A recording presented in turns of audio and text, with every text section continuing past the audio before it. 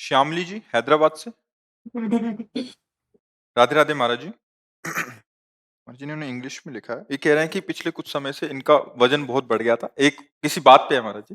ये कह रहे हैं कि पर जैसे लोग इन पे कमेंट करते हैं, हंसते हैं, तो मतलब आपने बोला कि केवल भगवान के लिए रोना है अपने सत्संग में, बट मेरे को कंट्रोल नहीं हो पाता, फिर मैं रोने लग जाती हूँ। और कहते हैं मतलब मैं सह नहीं पाती, इस कंडीशन में मुझे क्या सोचना चाहिए और कैसा भाव रखना चाहिए? पहली बात तो हमारी कमी है, हम व्यायाम नहीं करते। दूसरी बात कमी, हम भोजन में संयम नहीं बर्ताव करते। तीसरी बात यह है कि हम भगवान से जुड़े नहीं हैं। तो सब कमियां ही कमियां हैं। फिर कैसे आनंद का अनुभव होगा? अब अगर हम इसको सुधार करें तो अभी सुधार हो जाए। और संसार किसी को सपोर्ट करे ऐसा असंभव है। कोई न कोई प्रतिकूलता तो संसार की तरफ से आती ही रहती है। जिनका शरीर मोटा नहीं उनको नहीं आती क्या? जो सतमार्ग में चलते हैं उनको प्रतिकूलता नहीं आती क्या? पर सतमार्ग में चलने वाले को प्रभु के भजन के बल से समता प्राप्त हो जाती है। वो मान में, अपमान में, सुख में, दुख में समान भाव रखकर आनंदित होता है। सामने वाले की दृष्टि है, वो क्या देख करके बोल रहा है, वो उसका मन है। जैसे कोई पागल आदमी रास्ते में खड़ा हमें गाली दे रहा है, अपमानित करने वाली वचन बोल रहा है, तो अपने लोग हंस के चले जाते हैं कि पागल है। मुझे लगता है ऐसे ही आपको समझना चाहिए कि संसार अपनी अपनी सोच के अनुसार बोल रहा है। बकाया हमारी तरफ से आपको प्रार्थना है कि आप दुखी मत होइए और व्यायाम कीजिए। थोड़ा चलिए, 2-4 किलोमीटर रफ्तार से चलिए और संयम युक्त भोजन कीजिए, सात्विक आहार कीजिए। अभी ठीक हो जाएंगे। शरीर का ये मोटापन या फिर कोई वो एक रोग होता है, ग्रंथि, क्या वो जो थायराइड, उसकी औषधि अगर वो है तो उसकी औषधि ले लीजिए। जैसे होता है ना वो उसमें, तो उसकी औषधि ले लीजिए और व्यायाम कीजिए और नाम जप कीजिए। कोई आपको बुरा कहे या भला कहे, ये उसकी सोच है। आप उसकी सोच से सुखी या दुखी क्यों होती है? आपकी मस्ती अपनी होनी चाहिए ना। भगवान ने आपको जैसा बनाया है, भगवान ने जो आपको बुद्धि दी है, आप उसमें मगन रहिए। दूसरा आपको अच्छा कहे इसलिए क्यों परेशान हो? दूसरा आपको बुरा करे तो आप दुखी क्यों हो? यही तो अध्यात्म का ज्ञान न होने के कारण शरीर भाव से युक्त होकर हम इतना दुखी हो सकते हैं कि हमारा निकलना बंद हो सकता है, हम अपने जीवन से ऊब सकते हैं। तो ऐसा नहीं होना चाहिए। हम परास्त होने के लिए नहीं आए। मानव देह जो मिली, चाहे स्त्री हो चाहे पुरुष हो, हम जीतने के लिए आए हैं। काम, क्रोध, लोभ, मोह, मद, मत्सर, इन पर विजय प्राप्त करके भगवदानंद के लिए आए। तो नाम जप करो, व्यायाम करो और सात्विक भोजन करो। और अगर वो रोग है, कौन सा बताया, थायराइड, तो उसकी आप औषधि ले लीजिए। और जब आपको कोई ऐसे वचन बोले तो आप समझो पागल आदमी है। बातुल भूत विवश मतवारे, ते नहीं बोले वचन विचारे। जो अच्छे आदमी हैं वो कभी आपको दुख देने वाले वचन क्यों बोलेंगे? भाई भगवान ने किसी के शरीर को मोटा बनाया, पतला बनाया, किसी का श्याम रंग है, किसी का गोरा रंग है, कोई विकृत शरीर वाला है, तो हम उसका उपहास थोड़ी करेंगे। उपहास तो मूर्ख लोग करते हैं। तो हम मूर्खों की बात क्यों ध्यान दें? हमको तो उन पर दया आनी चाहिए। ठीक है ना? और नाम जप करो, दुखी मत होइएगा। जी। अंकित अटवाल जी अंबाला से। राधे राधे। कोटि कोटि प्रणाम महाराज जी। महाराज जी, अगर नाम जप चलता रहे परंतु इस जन्म में परमात्मा की प्राप्ति न हो तो क्या अगले जन्म में वहीं से शुरुआत होती है? ऐसी कल्पना क्यों करते हो? पहली बात तो नकारात्मक कल्पना क्यों करते हो? एक बार जिन नाम लिय, हित सो होए अति दीन, ताको संग न छाड़हीं, प्रभु अपनो कर लीन। ऐसे हमारे करुणा निधान प्रभु का नाम जपे, फिर ये बात आगे के लिए रखे कि पता नहीं इस जन्म में कल्याण होगा कि नहीं। ऐसा सोचे ही क्यों? अच्छा, रही बात, अगर किसी अपराधवश, चूकवश उसका जन्म होता है, तो महाभागवत होकर ही जन्म लेगा। जितना उसका भजन है वहीं से उसका भजन प्रारंभ होगा। और वो ऐसी जगह जन्म नहीं लेगा जहाँ भक्ति का ह्रास हो जाए। ऐसी जगह जन्म लेगा जहाँ श्री संपन्न और महान परम पवित्र वातावरण, भगवत भक्ति अनुष्ठान की उन्नति जहाँ से हो, ऐसी जगह भगवान जन्म देते हैं। वो छिन्न भिन्न नहीं हो जाता कि भजन किया और थोड़ा बुरा भाव आ गया, गिर गया, तो अब उसका जन्म होगा और फिर वहीं से शुरू करेगा काखा गागा। ऐसा नहीं। अगर 1 लाख नाम जप किया तो ऊपर से शुरू होगा, 1 लाख के ऊपर से। जैसे महामहिमा में भगवान ऋषभ देव जी के पुत्र भरत जी महाराज भगवान की प्राप्ति के लिए परिवार राज्य सबका त्याग करके गंडकी नदी के पावन तट पर भजन कर रहे हैं। दयावश एक हिरन के बच्चे को बचाया और उसमें ममता हो गई, चूक हो गई। निर्ममो भवति। अगर हमें माया से पार होकर भगवान की प्राप्ति करनी है तो यो संगास त्यजति, यो महानुभाव सेवते निर्ममो भवति। तो उन्होंने भगवान की प्राप्ति के लिए सब संगों का तो त्याग किया और महापुरुषों के द्वारा सेवित शालिग्राम भगवान जहां प्रकट होते हैं ऐसी नदी का सेवन किया। और उनके सबसे बड़े महापुरुष पिता ऋषभदेव जी बहुत बड़े महापुरुष हुए हैं। वो तो भगवान के अवतार थे और परमहंसों के आचरणों का उन्होंने स्वयं अपने जीवन में करके दिखाया, पर चूक हो गए। तीसरा जो सूत्र था निर्ममो भवति, वो उसमें चूक गए और ममता कर बैठे। हिरन में तो अगला जन्म हिरन का हुआ, पर हिरन के रूप में भी वो भजन ही करते रहे। अविनाशी भजन का ऐसा प्रभाव कि हिरन के रूप में भजन में जो त्रुटि हुई थी भरत जी के रूप में वो पूरी कर ली और अगला जन्म ब्रह्मबोध संपन्न महापुरुष ज्ञान की पांचवी भूमिका में जड़ भरत जी के रूप में प्रकट हुई। वहां कोई साधना नहीं करनी पड़ी। तो भजन कभी निष्फल नहीं होता। चूक हो जाए तो जन्म हो सकती, पर हम ऐसी रास्ता क्यों छोड़ें? हमें दृढ़ निश्चय करना है। आशा बंधा समुत्कंठा नाम गाने सदा रुचि। ये दृढ़ आशा रखने की इसी जन्म में मुझे भगवत साक्षात्कार होगा और उत्साह के सहित भगवान का नाम जप करें। हम चिंता क्यों करें इस बात की कि पता नहीं कल्याण हो कि ना हो, अगला जन्म कहाँ होगा, कैसे होगा? नहीं नहीं, भरोसो दृढ़ इन चरणन केरो। प्रभु के सी चरणारविंद का दृढ़ भरोसा है, नाम है, फिर क्या दिन। समुझ जाए शरण ते डरत ना काल डर। अब क्या है, अगर जन्म भी होगा तो आनंद युक्त होगा और हम भगवान का नाम कीर्तन करेंगे, भजन करेंगे, भगवत भक्तों का संग मिलेगा, क्योंकि हम भगवान का आश्रय लिए। पहली बात तो चूक ना हो, अगर हो भी जाए तो हमारे प्रभु इतने करुणामय हैं कि राहत न प्रभु चित चूक किए की करत सुरत सहबार हे की। इसका मतलब मुझे इस जन्म में भगवत प्राप्ति पक्की हो जाएगी, ऐसा दृढ़ आशा रखनी चाहिए। आगे भगवान जैसा जाने, पर अपनी आशा में हम नकारात्मक सोच बिल्कुल ना लावें कि हमारा अगला जन्म होगा। हमको तो प्रभु के धाम जाना है, प्रभु की सेवा में जाना है, ऐसा। और फिर भक्तों ने जन्म की परवाह कब की? वो तो कह रहे हैं यत्र यत्र हम जन्म कर्म भी नारके पर में पदे, अथवा चाहे नरक में रखो चाहे परम पद में रखो, पर राधिका रति निकुंज मंडली तत्र तत्र हृदय में विराजताम। हे प्रिया, जो आप अपनी सखियों के सहित लालजू के सहित हमारे हृदय में रहो, चाहे मुझे नरक भेज दो चाहे जहाँ परम पद भेज दो, मुझे कोई परवाह नहीं है। अर्थ न धर्म न काम रुचि गति न चाहो निर्वाण, जन्म जन्म रति राम पद यह वरदान। भक्तों ने कभी जन्म को बुरा ही नहीं माना। मेरा जन्म हो लेकिन आपके अनुराग में हो। जे जोनि जन्मो कर्म बस, तहाँ राम पद अनुराग हो। भगवान के चरण पर हम कहते हैं ऐसी आशा ही क्यों रखे? हम साक्षात इसी जन्म में प्रभु के पार्षद बनकर उनकी संग सेवा में जाएंगे। ऐसी आशा रखे, फिर प्रभु के आगे की बात वो जैसा चाहे वैसा करें। समझ रहे हैं आप? हिमांशु शेट्टी जी दिल्ली से। हाँ हाँ। श्री हरिवंश महाराज जी। महाराज जी, ग्रस्त जीवन जीना चाहता हूँ। हम प्रभु के बनाए माया खेल में आ तो गए हैं, क्या मैं ग्रस्त में रहते हुए इस खेल से कभी निकल पाऊंगा, जिससे मैं मुझे दोबारा माता पिता के गर्भ में ना आना पड़े? पूरा अच्छे से निकल जाओगे। जब विश्वामित्र जी अयोध्या से अपने आश्रम की तरफ जाते हैं तो दशरथ जी महाराज जी ने एक चौपाई कही थी, नाथ सकल संपदा तुम्हारी, मैं सेवक समेत सुतनारी। बस वो भाव ले आना है। पत्नी पुत्र परिवार ये सब भगवान हमें सेवा के लिए दिए हैं।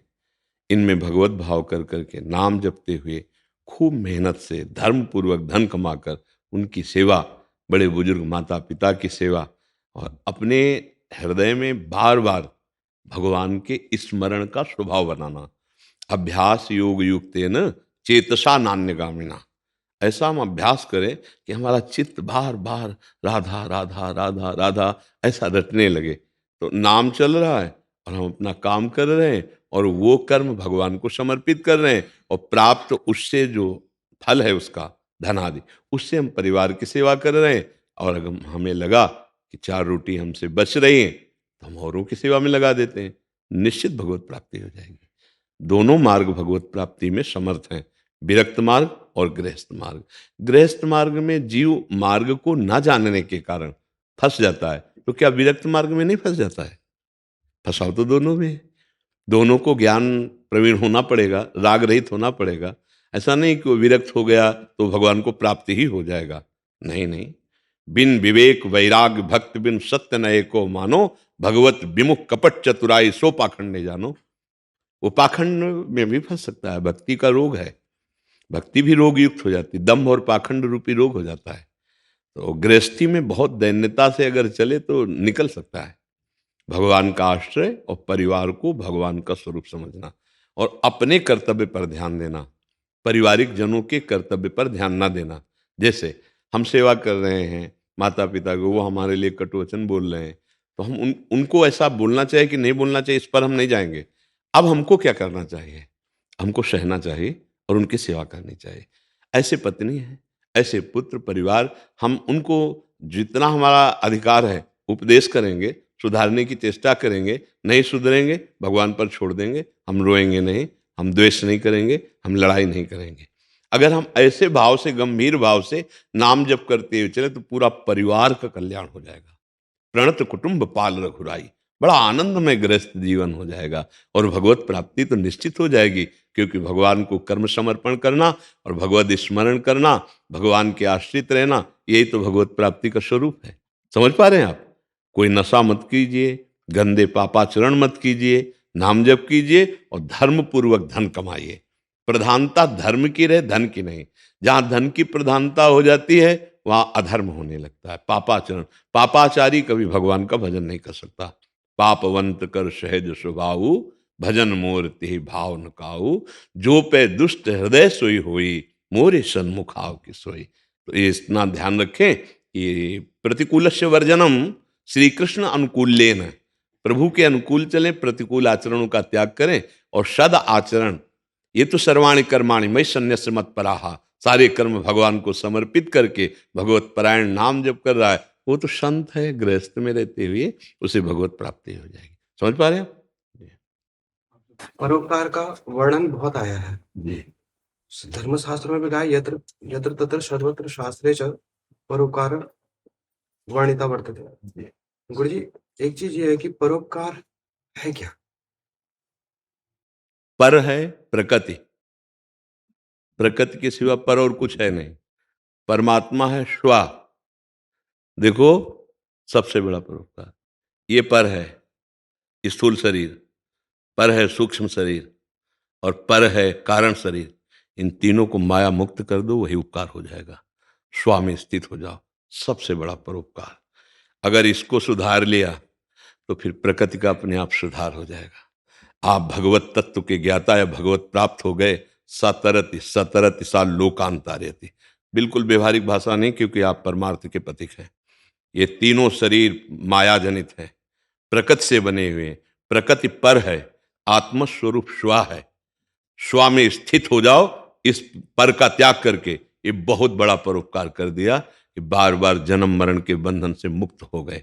अगर ये ना किया तो दूसरों को खान पान दे देना, पानी दे देना, रुपया पैसा दे देना, ये सब दान पुण्य के अंतर्गत आता है। सच्चा परोपकार ये है कि इस जन्म में कर्म बंधन को विध्वंस करके, जो संचित कर्म है, और क्रियमाण को भगवत समर्पित करके प्रारब्ध को भोगते हुए अपने स्वरूप में स्थित हो जाओ, भगवत प्राप्त हो जाओ। इससे बड़ा परोपकार कोई नहीं। आप समझ पा रहे? हाँ। अब जब इस कोट से आपकी स्थिति हो गई तो आपके द्वारा जगत मंगल स्वाभाविक होगा। खुशबू इत्र की आ गई तो सबकी घ्राणेन्द्रिय में अपने आप पहुंच जाएगी। आप भगवदानंद में डूबे हुए जिधर निकलेंगे ना, सातरति सा लोकांतार्यति मम भक्ति युक्तो भुवनम पुनातु। वो दृष्टि से, वाणी से मात्र केवल वहां खड़ा हो जाए तो जगत मंगल करना शुरू कर देगा। इससे बड़ा परोपकार क्या हो सकता है? जी स्वयं माया मुक्त होकर के दूसरों के भ्रम का नाश कर दे, इसे ही परोपकार कहते हैं। और जैसे कपड़ा दे दिया, खान पान दे दिया, औषधि दे दिया, ये तो प्राकृतिक क्रियाएं हैं। संत जन इसे परोपकार नहीं।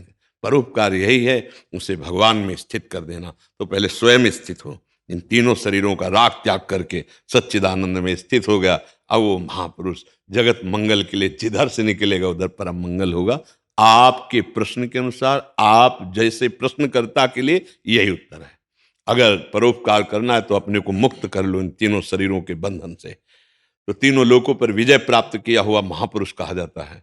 और वो महापुरुष जिधर निकलता है तो मम भक्ति युक्तो भुवनम पुनात, जगत का पावन परम कल्याण कर देता है। ये विश्व का भरण पोषण करने वाले भगवान यथा योग्य सबको तो दे ही रहे हैं। संत क्या करते हैं? उनकी दुष्टता का विनाश करके साधुता उनके हृदय में लाते हैं। ये संतों का परोपकार होता है, ये कोई दूसरा नहीं कर सकता। तो आप भगवान की पार्षद हैं, भगवान की कृपा से इस मार्ग में चल रहे हैं, तो आप स्वयं जीवन मुक्त होइए और आपके सानिध्य में जो आए उनको जीवन मुक्त कीजिए। तभी यही सबसे बड़ा परोपकार रहेगा। कोई संशय इससे? प्रणाम। जीनिया जी, श्री हरिवंश महाराज जी। महाराज जी, आप कहते हैं कि हमेशा नाम जप होना चाहिए। तो जब हम श्री जी को पुकारते हैं और लालजू को पुकारते हैं, जैसे लाला, लाडो, लाडली जू, तो क्या वो हमारे नाम जप में ही गिना जाएगा? क्योंकि मैं नाम जप तो कम कर पाती हूँ, मैं स्कूल जाती हूँ, लेकिन स्कूल जाने से पहले सबका नाम लेती हूँ, माता पिता को प्रणाम करती हूँ, हाँ, चरणामृत लेती हूँ। बिल्कुल ऐसे ही करते रहो। एक दिन एक अच्छे महाभागवत की स्थिति आ जाएगी। ठीक है, बहुत अच्छे बच्चे हो, ऐसे करते रहो जी। सुमन सोनी जी, हरियाणा से। श्री हरिवंश महाराज। राधे राधे गुरुजी। गुरुजी, मैं संगीत शिक्षिका हूँ। संगीत के माध्यम से भगवान को रिझाना बचपन से करते आ रही हूँ, परंतु इस कलयुग समय में आपकी कृपा से पिछले 6 महीनों से आपके सत्संग का निरंतर सेवन कर रही हूँ, परंतु अब आपकी और श्री जी की शरणागति में जो दूरी है वो अत्यंत विकल करती है, जिससे बार बार आंखों से आंसू गिरते हैं और भजन में बाधा आती है। ये कैसे ठीक होगा गुरुजी? भजन में बाधा से ही आंसू निकलते हैं, ये तो मेरी कम समझ में आया। आंसू निकलते हैं तो भजन सरस होता है, समझो पहले। गाने की उससे कह रहे हैं, जब गायन अच्छा, करते हैं वो गला रुंध जाता है। हाँ, ये तो गायन का फल हो गया ना। हाँ, वाग गदगता द्रवते चित्ते से, गदगद सुर नैना सजल दंपति रस रहे भीन, ही गति वृंदा विपिन में फिरे प्रेम तल्लीन। ये तो मतलब समझो कि पूरे जीवन के गाने का फल मिल गया।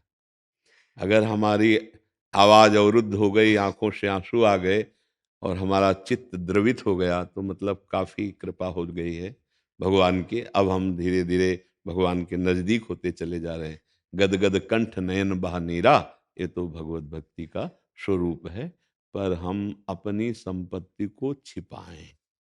बस ध्यान ये रखना है कि अगर कहीं हम अपने को भक्त साबित करने की भावना अंदर जागृत हो गई, तो लुटेरे बहुत जोर के हैं, वो लूट ले जाएंगे। देखो, असली जो धनी पुरुष होता है वो अपने को धनी दिखाना नहीं चाहता है, क्योंकि वो बचना चाहता है।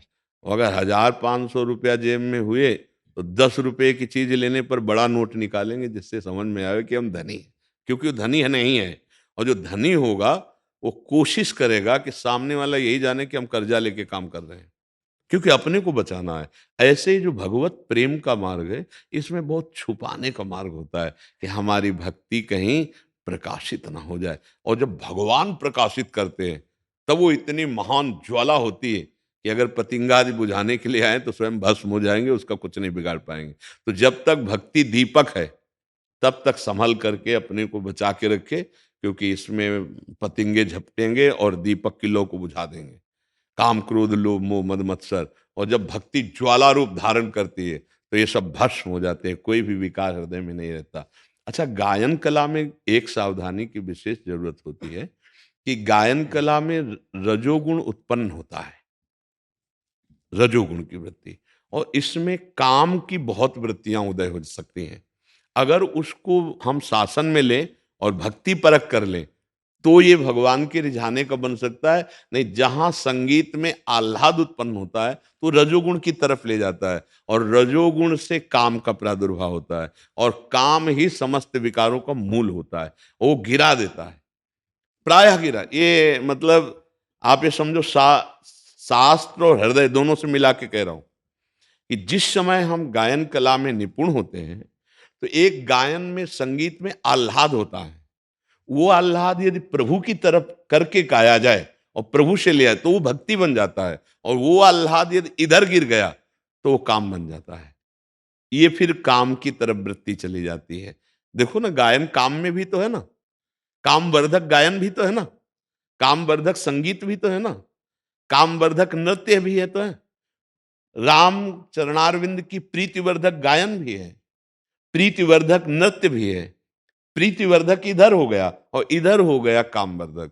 तो हमको ये सावधानी रखनी है कि हमारे अंदर की वृत्ति राम प्रीति की हो, राधा प्रीति की हो, कृष्ण प्रीति की हो, काम प्रीति वाली वृत्ति का निषेध हो जाना चाहिए।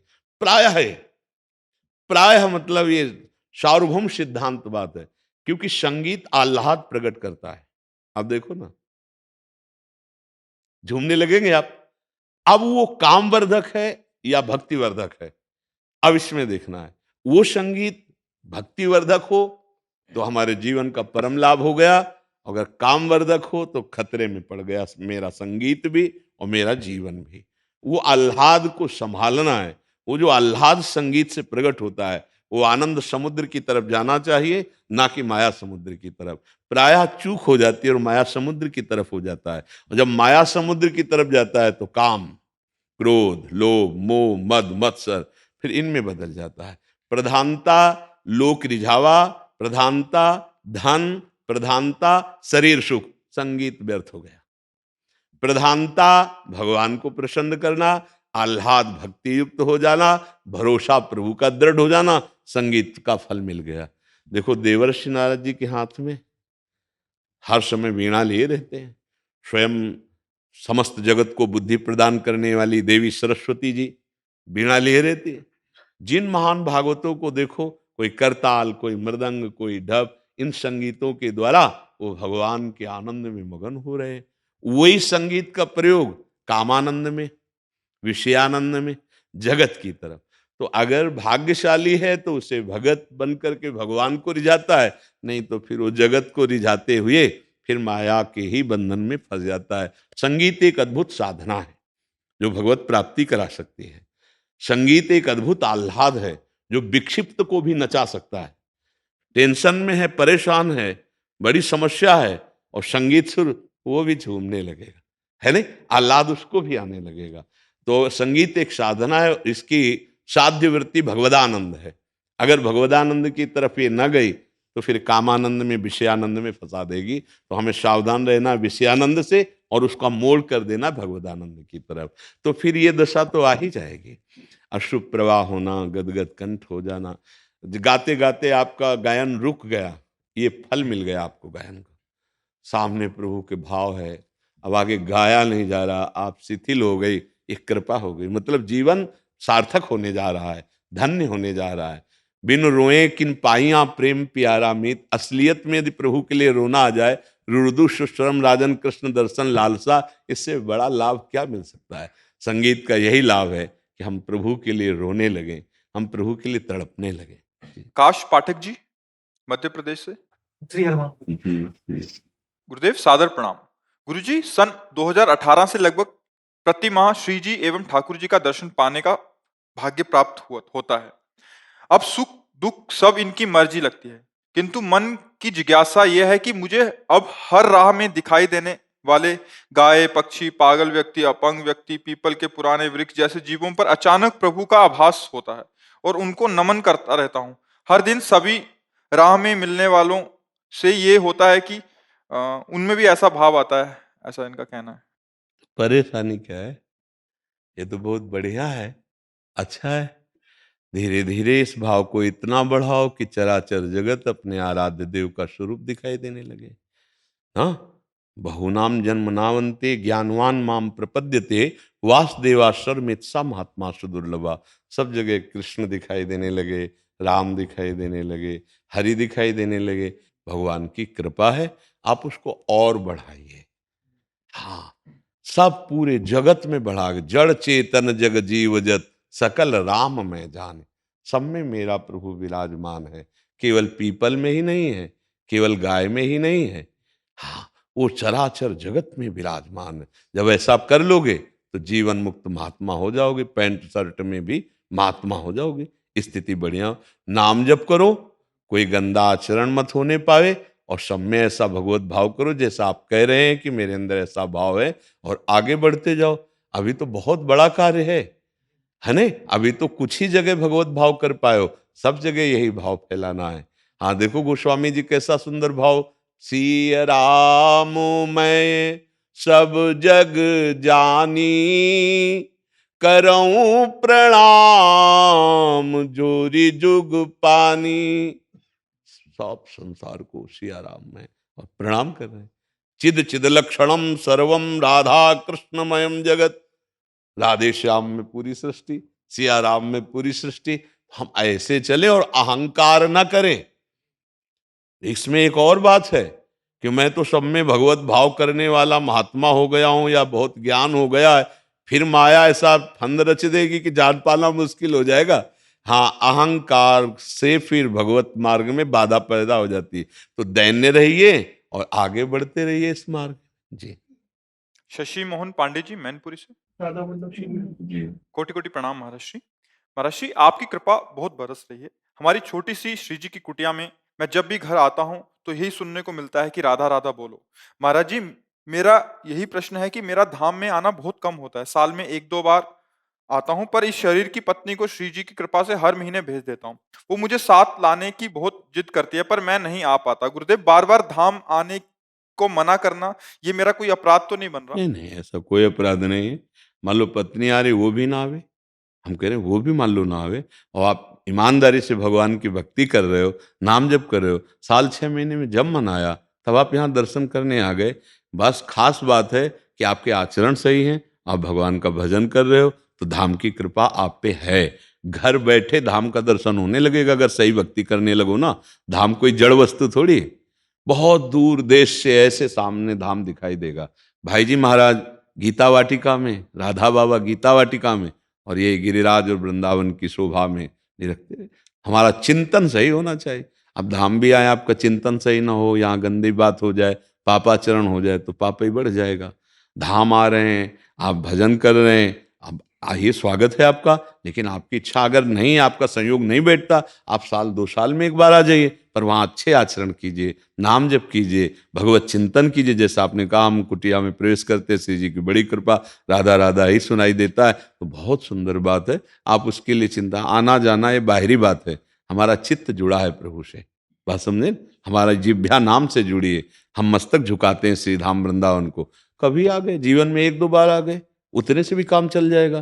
क्योंकि हम जो धाम आने का फल वो कर रहे हैं, नाम जप कर रहे हैं, अच्छे आचरण कर रहे हैं, भक्ति कर रहे हैं, समझ रहे ना? तो इसमें कोई अपराध नहीं लगेगा कि हम नहीं जा पाएंगे, आप चली जाइए। मान लो वो भी ना आ पावे तो ऐसा कोई, ये भगवान बहुत करुणामय है, बहुत कृपाल है। कहो सो कहाँ जहाँ प्रभु नाही, तेई समाज गिरजा में रहू, अवसर पाई वचन एक कहू, हरि व्यापक सर्वत्र समाना, और प्रेम ते प्रगट होए मैं जाना। अगर वहीं प्रेम कर लो तो वहीं वृंदावन प्रकाशित हो जाएगा तुम्हारे नेत्रों के सामने, प्रिया प्रीतम प्रकाशित हो जाएंगे। कहो सो कहाँ जहाँ प्रभु नाही, तो इसमें चिंता की बात नहीं है। ठीक है जी। मैथिली पांडे जी सीतापुर से। राधा वल्लभ श्री जीवन। गुरुदेव, आपके चरणों में कोटि कोटि प्रणाम। गुरुदेव, गिरिराज जी की परिक्रमा की महिमा व महत्व जानने की इच्छा है, और परिक्रमा करते समय कौन से नियम पालन करें जिससे परिक्रमा में कोई त्रुटि ना हो? गिरिराज जी भगवान श्री कृष्ण का साक्षात वपु है। भगवान ने देवराज इंद्र की पूजा रुकवा करके गिरिराज महाराज की पूजन वृत्ति ब्रजवासियों में प्रकट की, और स्वयं गिरिराज स्वरूप में प्रकट होकर कहा, मैं गिरिराज हूँ और भोग आरोगा।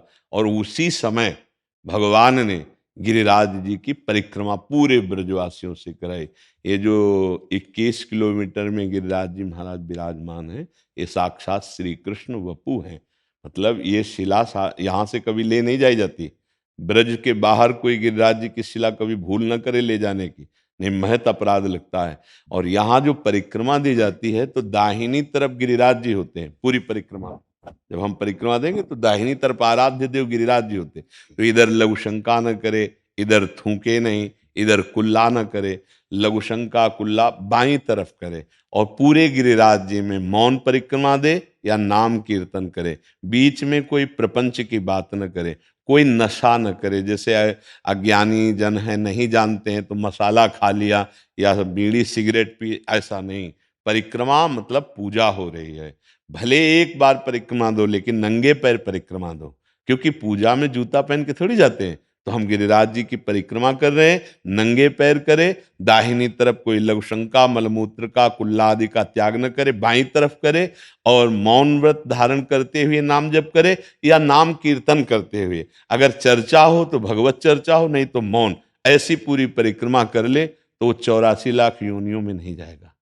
एक बार वृंदावन की परिक्रमा, गिरिराज जी की परिक्रमा, ये साक्षात प्रभु विराजमान है। अलौकिक धाम श्री धाम वृंदावन चिदानंद धाम है। तो वृंदावन है, गिरिराज जी हैं, बरसाना है, 84 कोस की ब्रज की परिक्रमा है, ये सब भगवत प्राप्ति के लिए है। तो सावधानी पूर्वक परिक्रमा दी जाए, ये साक्षात भगवत स्वरूप हैं गिरिराज जी महाराज। जो भी कामना अगर की जाती है और गिरिराज जी की प्रदक्षिणा दी जाए भाव से, तो लाखों की कामनाएं पूर्ण कर दी गिरिराज जी ने, और लाखों की करते रहेंगे, पर भाव पूर्वक होना चाहिए, अपराध बीच में ना बने। तो संपूर्ण कामनाओं को पूर्ण करने में समर्थ कल्पतरु, कामधेनु, सुरतर स्वरूप श्री गिरिराज जी महाराज। जैसे कल्पतरु के नीचे चला जाए, जो चाहे वो प्राप्त हो जाता है, जैसे कामधेनु से जो चाहे वो प्राप्त हो जाता है, ऐसे गिरिराज महाराज से प्राप्त हो जाता है। हमारे ब्रज के मुकुटमणि हैं गिरिराज महाराज। महाराज जी, एक दो और संशय थे इसमें। जी जैसे रास्ते में कहीं गुरुजनों के या संत महापुरुषों के आश्रम या उनकी कुटिया हैं, उनके दर्शन करते हो या उधर 1-2 घंटा बैठ के जा सकते हैं? इसको भी हाँ, पर परिक्रमा में अगर दाहिनी तरफ कोई कुटिया या आश्रम है, तो हम वहां लघुशंका नहीं करेंगे। हम सोच रहे बैठ हैं सकते हैं महाराज जी उधर हाँ हाँ, जाके? बैठ सकते। कीर्तन आदि एक जगह पे बैठ के? हाँ हाँ, वो तो कर सकते महाराज हैं, जी, अगर क्योंकि कुछ बीच में रास्ते में जैसे परिक्रमा लंबी है, कुछ हाँ पा सकते हैं महाराज जी? हाँ, एक इधर बाईं तरफ बैठकर गिरिराज जी की इस साइड में बैठकर खाएं पिए, कुल्ला करें, लघुशंका करें, क्योंकि 21 किलोमीटर की यात्रा होती है ना, तो हाँ ऐसा कर सकते महाराज हैं। जी, क्या पादुका आदि में भी परिक्रमा हो सकती है? नहीं, पादुका में पहन करके नहीं हो सकती, बिल्कुल नहीं। पादुका पहन करके कहीं पूजा होती है क्या? पूजा गृह में हम पादुका पहन के थोड़ी जाएंगे। तो ऐसे इस समय जब परिक्रमा दी जाती है, तो हम प्रदक्षिणा, ये भक्ति का अंग है, उस समय हम पादुका नहीं पहन। तभी हमने बीच में कहा भी, एक ध्यान से सुना होगा, कि चाहे एक परिक्रमा दे पर नंगे पैर दे। जो मतलब शास्त्रीय नियम है कि पादुका पहन करके कहीं परिक्रमा नहीं होती।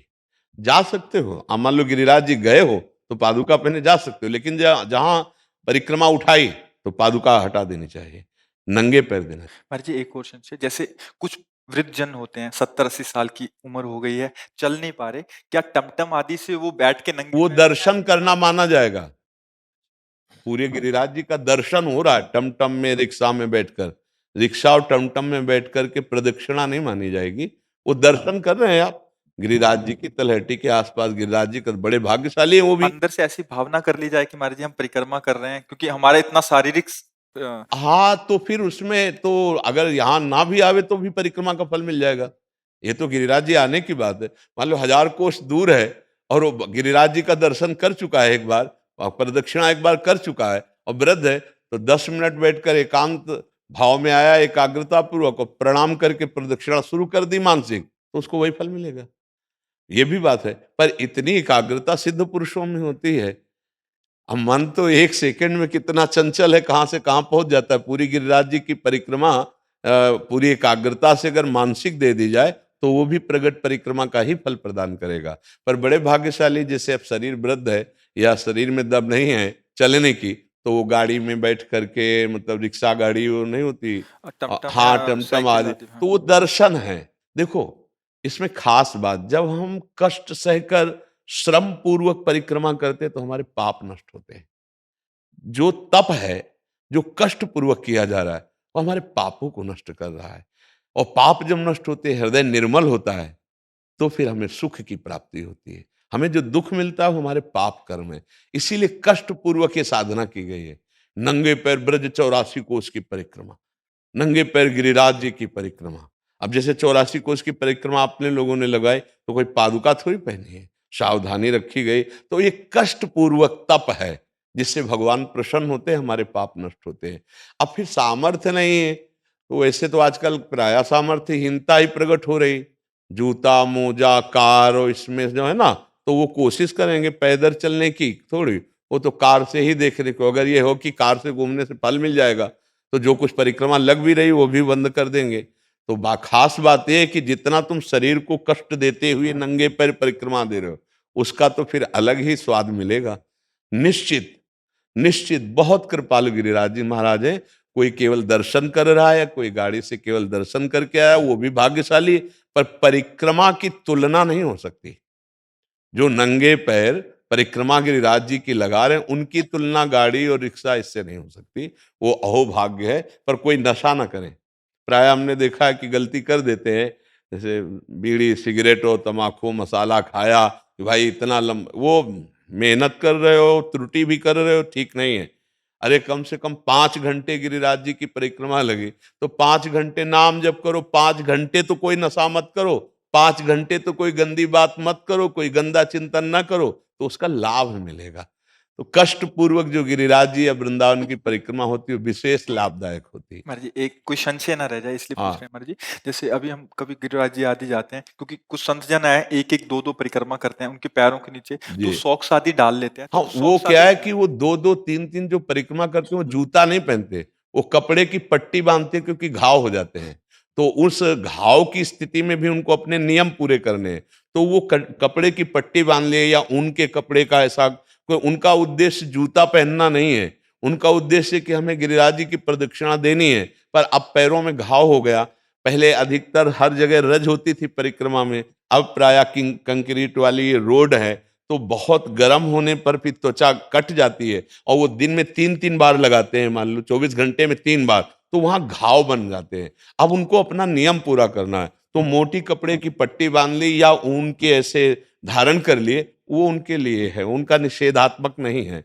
हम खास बात उनके लिए जो कभी कभी कर रहे हैं, तो वो नंगे, वो कोई जूता नहीं पहनते। महाराज जी इसमें एक क्वेश्चन, हाँ आपने बोला जूते नहीं डालने, तो जी क्या जैसे अभी सर्दी आती है, जी। जनसाधारण आदि सॉक्स डाल के डाल कर सकते हैं? नहीं नहीं, मोजा और जूता दोनों पादुका के अंतर्गत ही आते हैं। हम जब श्री जी के सामने निषेध किए हैं कि नहीं, तो आराधना के लिए मोजा नहीं।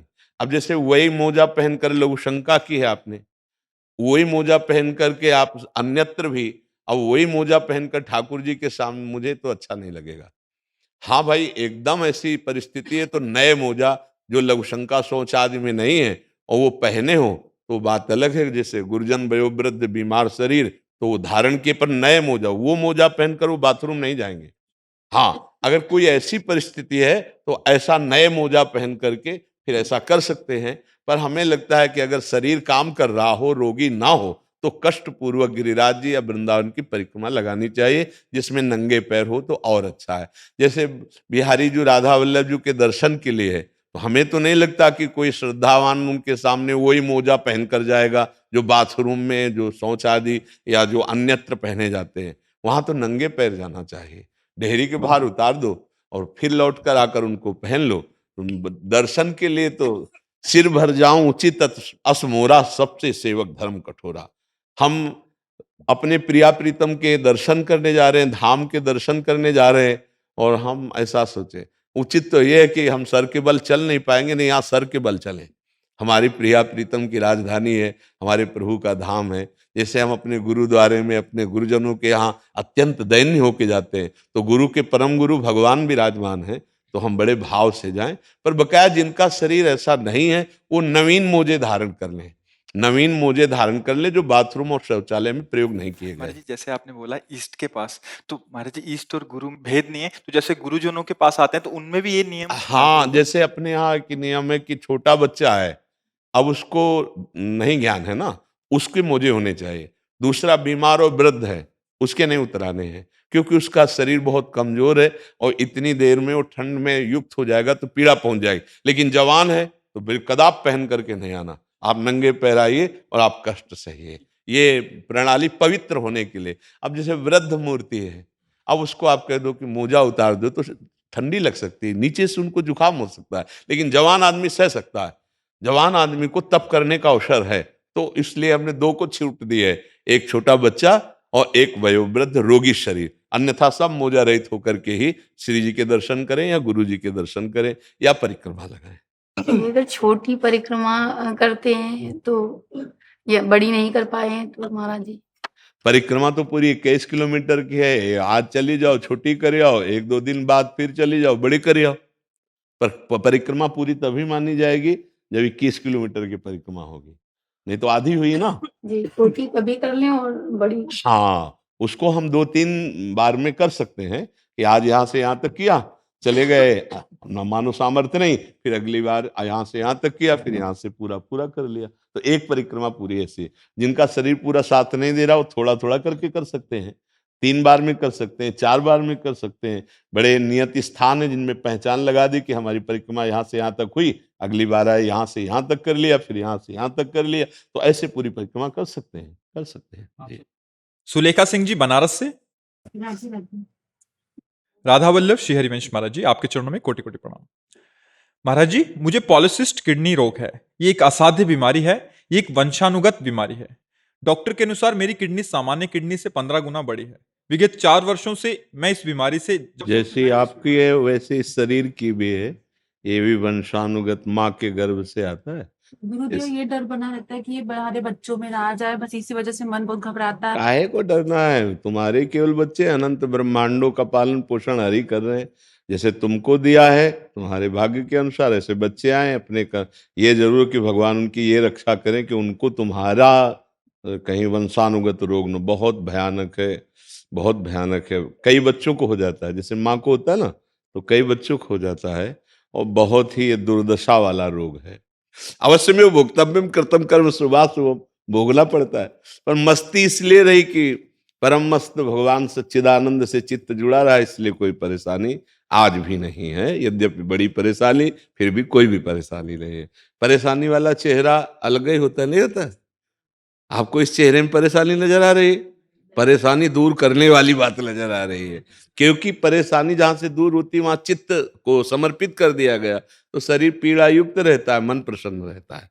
तो वही बात हम आपको कहेंगे कि राधा राधा नाम जप कीजिए और खान पान का संयम रखिए। डॉक्टर की सलाह के अनुसार आहार लीजिए और थोड़ा व्यायाम कीजिए, मतलब चलने का व्यायाम इसमें ज्यादा सेट रहेगा, क्योंकि इसको मोड़ना, फट भी सकती किडनी। जैसे अपने लोग यौगिक क्रियाएं करते थे, साधु वेश में थे, कि 8 घंटे 6 घंटे पद्मासन में बैठना, सिरासन में खड़े होना, आदि आदि। तो फिर जब हम गए किसी डॉक्टर के पास, तो उन्होंने कहा कि आप कहीं साधन इस तरह का तो नहीं करते? तो हम कहा करते हैं। बोले मुझे अनुमान था, क्योंकि आप साधु हैं, फट जाएगी किडनी आपकी, क्योंकि उसका साइज बहुत बड़ा हो जाता है।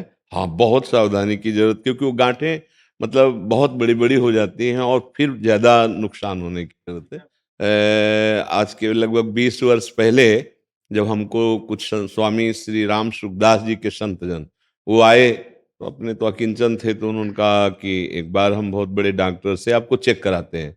उस समय हम अखंड वृंदावनवास की निष्ठा नहीं लिए थे।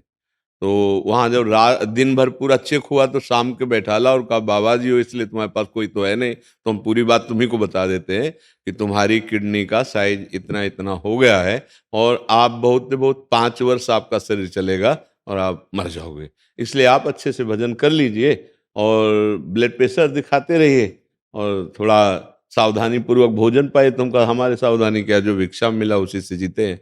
कोई ना अर्थव्यवस्था, ना कोई वास व्यवस्था, ऐसे तो उनका 5 वर्ष में मर जाओगे। तो उनकी बड़ी कृपा हुई जो उन्होंने 5 वर्ष शब्द कहा कि इसमें मर जाओगे, कि आप क्या साधन।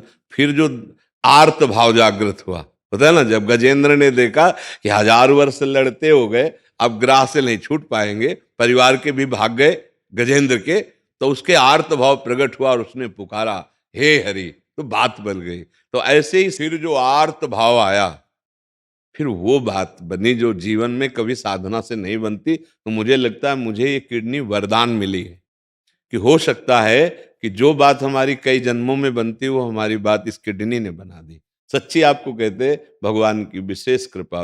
अब डॉक्टर है कि नहीं मुझे तो पता नहीं, पर अपना शरीर देखो 20 वर्ष हो गए, अरे आगे ठाकुर जी जाले जैसा, अगर उनको सेवा लेनी है ना, तो ऐसे ही दहाड़ते रहेंगे, जब उनको बुलाना है तो बुला ले। तो डरो मत बच्चा, खूब नाम जप करो, मस्ती से रहे। मरना एक बार होता है, जिनकी किडनी ठीक होती है 1 मिनट में एक्सीडेंट होता है, पधार जाते। तो अपने तो भगवत आश्रित जन है, और ये निश्चय सोचना है कि शरीर तो छूटेगा, एक दिन छूटेगा। हाँ, जो कष्ट सहना है उसके लिए नाम जप से तैयारी कर लो। नाम जप वो वस्तु है जो परमानंद प्रदान करता है। मतलब सच्ची मान लेना, हर कष्ट सहने की सामर्थ्य भगवान देते। नाम जप का फल ये नहीं कि हम किडनी ठीक कर लें। सच्ची कहते हैं आपसे, छोटे छोटे मंत्रों में, छोटी छोटी साधनाओं में ऐसी सामर्थ्य है कि ये सब बातें बहुत जल्दी ठीक की जा सकती है, लेकिन भगवत प्राप्ति नहीं होगी, भगवत प्रेम नहीं होगा। इसीलिए बड़े बड़े, जैसे रामकृष्ण परमहंस जी के गले में कैंसर था, भाई जी हनुमान प्रसाद पोद्दार जी के उदर में कैंसर था, सामर्थ्य इतनी कि विश्व से वो मिटा सकते हैं, लेकिन भगवान के विधान पर राजी रहना। सरकारी आदमी वही जो सरकार के कानून की रक्षा करता है। ऐसे भागवतिक जो महाभागवत जन है वो भगवान के विधान की रक्षा करते हैं। भगवान जो विधान रच दिए उसको हम भोगेंगे और अपने भजन का फल भगवान की प्राप्ति करेंगे। सर्व जगत मंगल करने की सामर्थ्य होती भजनानंदियों में, जो वास्तविक भजन मार्ग में रहते हैं, और होता है सर्व जगत मंगल। ऐसा नहीं, हमने संतों को देखा है बड़े बड़े रोगों को चुटकी बजाते नष्ट कर दिया, और आप स्वयं पीड़ित हैं, आप स्वयं कष्ट में हैं। सबसे बड़ा रोग है भव रोग। अगर संतों की बात मान जाए तो बात मात्र से इस संसार समुद्र से उद्धार हो जाए। तो डरना नहीं, राधा राधा नाम जपते रहना, सावधानी रखना और भगवान का आश्रय रखना। मरना है ही एक दिन, बार बार मरना नहीं है, तो फिर डरना क्या है। राधा राधा राधा राधा राधा राधा राधा राधा राधा राधा राधा